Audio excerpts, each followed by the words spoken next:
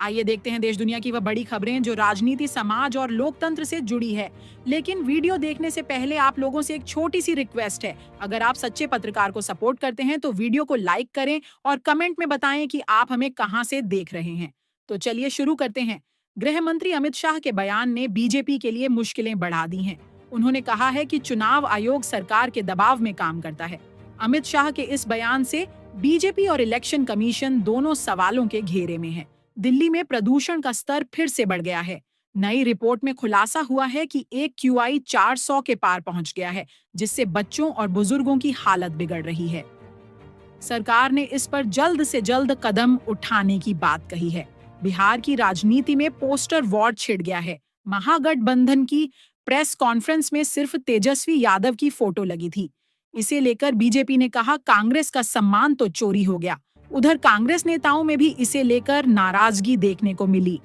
Bhojpuri star Khesari Lal Yadav ने BJP सांसद रविकिशन को खुली चुनौती दी। कहा मंदिर बनाना अच्छी बात है, लेकिन युवाओं को रोजगार कब दोगे? उनके इस बयान से जनता दो हिस्सों में बंट गई है। भारतीय सेना ने पाकिस्तान सीमा पर बड़ा सैन्य अभ्यास शुरू किया है। टैंकों और ड्रोन की तैनाती से इलाके में हलचल है। सेना ने कहा कि ये रूटीन एक्सरसाइज है, लेकिन पाकिस्तान ने इसे युद्ध की तैयारी बताया है। केंद्र सरकार ने किसानों के लिए बड़ी एडवाइजरी जारी की है। पीएम किसान योजना की अगली किस्त नवंबर के पहले हफ्ते में आने की उम्मीद है।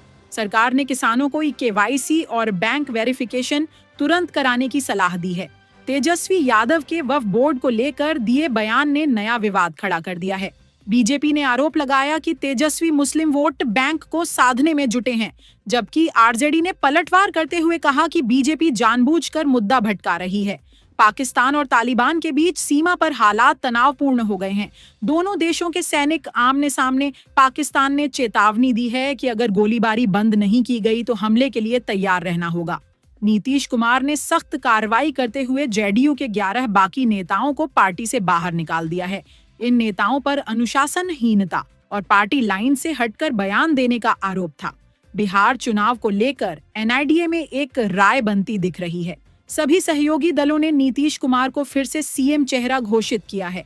हालांकि बीजेपी के कई नेता इस पर चुप हैं। उत्तराखंड में बिजली बिल को लेकर हंगामा मच गया है। स्मार्ट मीटर से ज्यादा बिल आने की शिकायतों को लेकर जनता सड़कों पर उतर आई है। सरकार ने जल्द से जल्द इस पर जांच बैठाने का आदेश दिया है। तेजस्वी यादव ने एक बार फिर नीतीश कुमार को निशाने पर लिया। उन्होंने कहा सरकार पूरी तरह फेल है ना, प्रशासन बचा है ना नीति। जबकि जेडीयू ने पलटवार करते हुए कहा कि तेजस्वी को पहले अपने काम गिनाने चाहिए। CM योगी आदित्यनाथ ने हापुड़ में रैली की और बुलडोजर से अवैध कब्जों पर कार्रवाई की समीक्षा की। उन्होंने कहा कि जो गलत करेगा बुलडोजर उसी के दरवाजे जाएगा, जिसे लेकर युवाओं में जबरदस्त उत्साह दिखा। जनस्वराज के नेता प्रशांत किशोर ने बड़ा बयान दिया है। बोले बीजेपी को हराना मुश्किल जरूर है, लेकिन नामुमकिन नहीं। उन्होंने कहा कि जनता अब बदलाव चाहती है और अब वो वक्त आ गया है। एक आचार्य ने तेजस्वी यादव पर विवादित बयान देते हुए कहा कि अगर आरजेडी सत्ता में आई तो बिहार में शरिया कानून लागू होगा। उनके इस बयान से सियासी हलचल तेज हो गई है। जबकि तेजस्वी ने कहा ऐसे लोग समाज में नफरत फैला रहे हैं। देश भर में किसान संगठन फिर एकजुट हो गए हैं। उनकी मांग है कि MSP को कानूनी अधिकार मिले ताकि फसलों का सही दाम तय हो सके।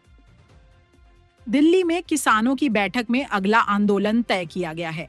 तेजस्वी यादव ने चिराग पासवान पर निशाना साधते हुए कहा कि NDA में सब कुर्सी की राजनीति में लगे हैं, उन्हें जनता से कोई मतलब नहीं है। जिस पर चिराग पासवान ने जवाब देते हुए कहा कि तेजस्वी सिर्फ बयानबाजी करते हैं, काम नहीं। ममता बनर्जी ने अपने कार्यकर्ताओं से कहा अगर पार्टी हारती है तो जिम्मेदारी मेरी होगी। उनके इस बयान ने TMC के भीतर नया जोश भर दिया है। जबकि बीजेपी ने कहा ममता को अब हार की आशंका सताने लगी है। बीजेपी नेता पवन यादव ने टिकट न मिलने पर निर्दलीय चुनाव लड़ने का फैसला किया था, जिसके कारण पार्टी ने उन्हें बाहर कर दिया है। बीजेपी ने कहा कि अनुशासनहीनता बर्दाश्त नहीं होगी। कांग्रेस नेता दिग्विजय सिंह ने सनसनीखेज आरोप लगाया है। कहा कि बीजेपी को फार्मा कंपनियों से करोड़ों का फंड मिला है, जबकि बीजेपी ने इसे झूठ बताया और कहा दिग्विजय केवल सुर्खियां बटोरना चाहते हैं। एनडीए ने चौंकाने वाला कदम उठाते हुए मडौरा सीट पर अपने प्रत्याशी की जगह निर्दलीय उम्मीदवार को समर्थन देने का फैसला किया है। इससे राजनीतिक समीकरण अब पूरी तरह बदलते दिख रहे हैं। प्रधानमंत्री मोदी की रैली की तारीख तय हो गई है। पीएम नरेंद्र मोदी 30 अक्टूबर को बिहार में विशाल रैली करेंगे। यह रैली एनडीए के चुनावी अभियान की शुरुआत मानी जा रही है। सुरक्षा और तैयारी को लेकर प्रशासन ने पूरी ताकत झोंक दी है। मध्य प्रदेश में कांग्रेस ने नया अभियान शुरू किया है, जिसके अंतर्गत पार्टी के कार्यकर्ता हर जिले में जाकर दान एकत्र कर रहे हैं। बीजेपी ने तंज कसते हुए कहा कि अब चंदे से ही चुनाव जीतने की उम्मीद है। आरएसएस ने यूपी में मिशन 2027 की तैयारियां शुरू कर दी हैं। संगठन के कार्यकर्ता घर घर संपर्क अभियान में जुटे हैं। कहा जा रहा है कि इसका मकसद बीजेपी को अगले चुनाव में बढ़ दिलाना है। गुरुग्राम प्रशासन ने अवैध कॉलोनी बनाने वालों पर बड़ा एक्शन लिया है। 214 लोगों के खिलाफ फिर की सिफारिश की गई है। सरकार ने कहा, अवैध कब्जे करने वालों को किसी भी हाल में बख्शा नहीं जाएगा। असम में फिर से बांग्लादेशी घुसपैठ का मुद्दा गर्म हो गया है। विपक्ष का आरोप है कि सरकार जानबूझकर वोट बैंक की राजनीति कर रही है, जबकि मुख्यमंत्री ने कहा कि राज्य की सुरक्षा पर कोई समझौता नहीं होगा। बीजेपी ने अगले चुनाव के लिए नई रणनीति बनाई है। देश भर में 500 विस्तारक नेताओं की टीम बनेगी जो बूथ स्तर पर काम करेगी। पार्टी ने कहा, हम हर गांव तक पहुंचेंगे। तेजस्वी यादव ने युवाओं से वादा किया कि अगर आरजेडी सत्ता में आई तो बेरोजगारों को बिना ब्याज लोन मिलेगा। बीजेपी ने इसे जुमला बताया, जबकि समर्थकों ने इसे गेम चेंजर कहा। बिहार चुनाव से पहले आयोग ने सख्त रुख अपनाया है। चुनाव आयोग ने चेतावनी दी है कि अगर कोई मीडिया या संस्थान किसी भी तरह का एग्जिट पोल या ओपिनियन सर्वे दिखाएगा तो उस पर नियम तोड़ने को लेकर सख्त कार्रवाई की जाएगी।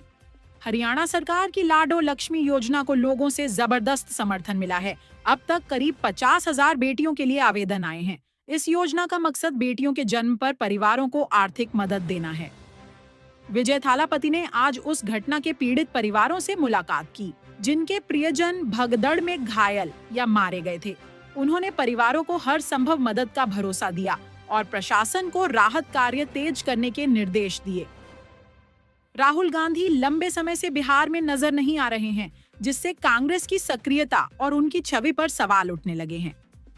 पार्टी के नेता भी मान रहे हैं कि राहुल की गैर मौजूदगी से संगठन कमजोर दिख रहा है। ऐसे में चुनाव से पहले कांग्रेस के लिए एक बड़ी चुनौती बनती जा रही है। उज्ज्वला गैस योजना में अब सरकार ने बड़ा बदलाव किया है। अब लाभार्थियों को सिलेंडर का फायदा जारी रखने के लिए फिजिकल वेरिफिकेशन करवाना होगा, यानी अब सिर्फ कागजी दस्तावेज नहीं, अधिकारियों को घर जाकर जांच करनी होगी।